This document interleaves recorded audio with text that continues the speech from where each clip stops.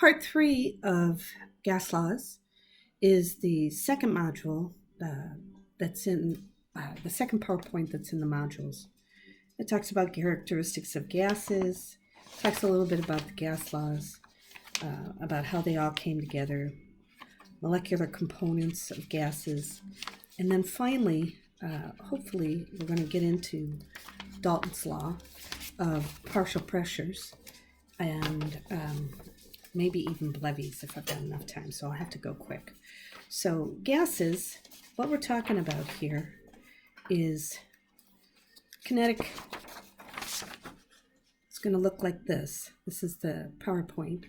And we talk about gas temperature is proportional to the average kinetic energy. So remember, if you put more kinetic energy into it, gas is going to get hotter, right? Gas molecules have a range of speeds. And so remember what happens when it hits absolute zero? Oh yeah, that's right. All movement ceases, right? All movement ceases. So the more kinetic energy that you put into a gas container, the hotter it's going to get, okay? Start from absolute zero and work your way up, okay? When we talk about the measurable properties of gases, we know that we can measure temperature, we can measure pressure, we can measure volume, and we can measure the number of moles in the gases. But again, in our line, what we're dealing with, we don't worry about N. Now, Boyle had his own thing that he worried about, which was temperature and which was volume and pressure. Remember, if you have a container and you squeeze that container down with a gas in it, you increase the pressure of the gas. You also decrease the volume of the gas. If you go the vice versa and increase the volume, the pressure is going to go down, right? Okay, so inversely proportional are on the same side of the equation, okay? That means P1 V1 really comes out is equal to P2 V2. Got that? Got that. Okay. Now Charles' law came out and said, hey, if we hold pressure constant, then we know that temperature and volume are going to be directly proportional, okay?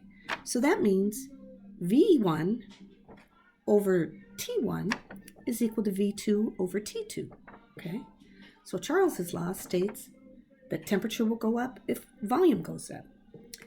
So Gay-Lussac came up with something that said increasing temperature at constant volume results in a proportional increase in pressure. So we know that temperature and pressure are directly proportional to each other via a constant.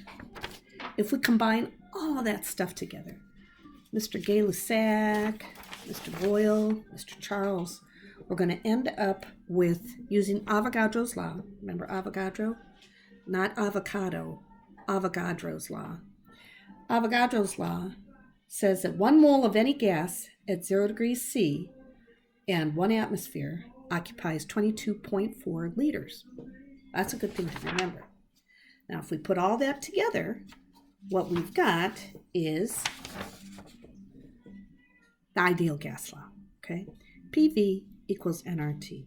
And we can go through and know that no gas perfectly obeys Boyle's law, Charles's law, Gay-Lussac's law, or Avogadro's law.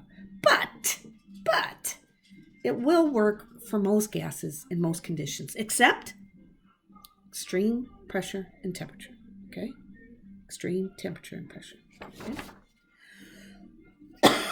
okay? Coughing into my shirt, okay?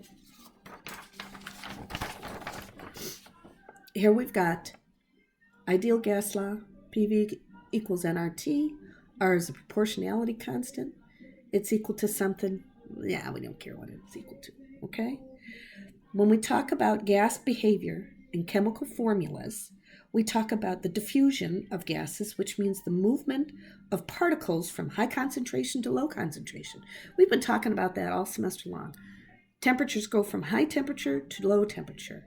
Pressures go from high pressure to low pressure. Concentrations go from high concentration to low concentration, okay? Diffusion increases entropy. We don't care about entropy. Effusion is the passage of gas particles through a small opening. And they go through a bunch of stuff with Graham's law, which we really don't care about. Okay? Now, the one thing that we do care about on here is partial pressure. John Dalton discovered that each gas in a mixture produces its own pressure as if it was alone. And the sum of all those different gases of their pressures equals the system pressure. So if you've got a partial pressure of oxygen of 0.33 atmospheres, and you've got a partial pressure of carbon dioxide of 0.33 atmospheres, and you've got a partial pressure of nitrogen at 0.33, what's your total pressure of your system going to be? 0.33 plus 0.33 plus 0.33 is equal to 0.99 or 1 atmospheres. Okay, there is a PowerPoint on Dalton's law. I want you to read that and understand